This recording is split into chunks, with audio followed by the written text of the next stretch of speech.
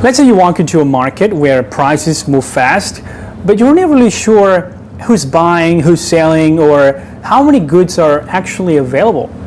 It looks busy, but something feels off.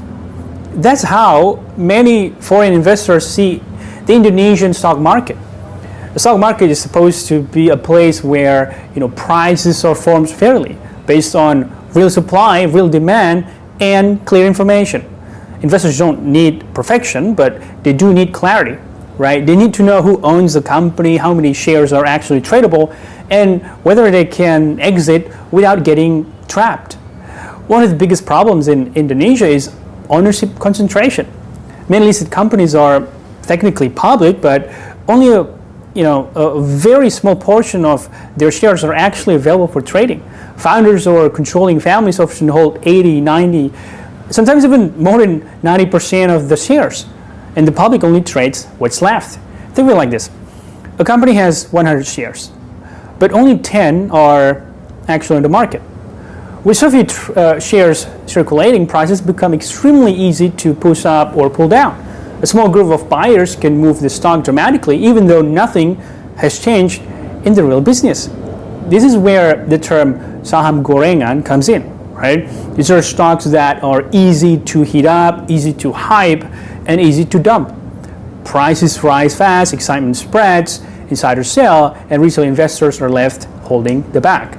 Now, from the outside, this looks, less like investing and more like a casino.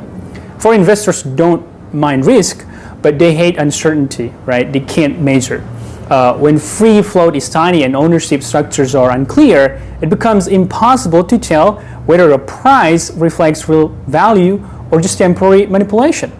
Transparency is not about ethics or nationalism. It's about risk circulation. Global investors ask very basic questions. Who really controls this company? How many shares can I realistically trade, and can I get out if something goes wrong? Recently, concerns grew after sharp market volatility, while about $80 billion in market value. What shocked investors even more was what followed. Key figures at the stock exchange and the financial regulator resigned. The kind of mass resignation is rare and sends a powerful signal to global markets. To foreign investors, it looks like institutions reacting after damage is done, instead of preventing problems in the first place. Confidence is fragile. Once it checks, it doesn't come back easily, right? Foreign investors also behave differently from local investors. They're rule-based, not emotional. When risk increases, they reduce exposure, right? When standards are questioned, they rebalance and move on.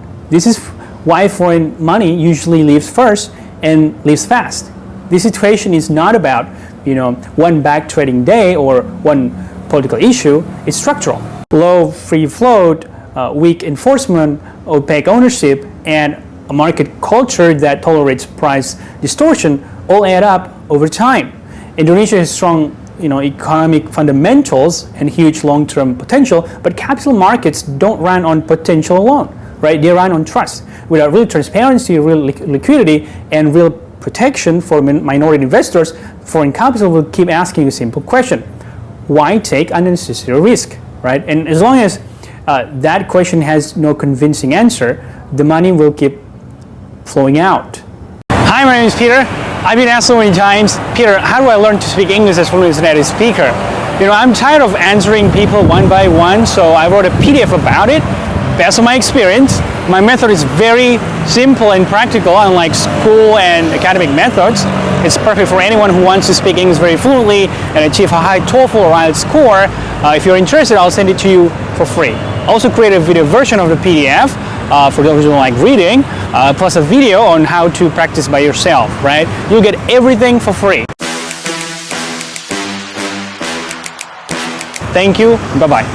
Hey, by the way, before you go, don't forget to follow my Instagram at Peter Powers. I have over 1,000 videos on my page that you might find insightful. Okay, bye-bye.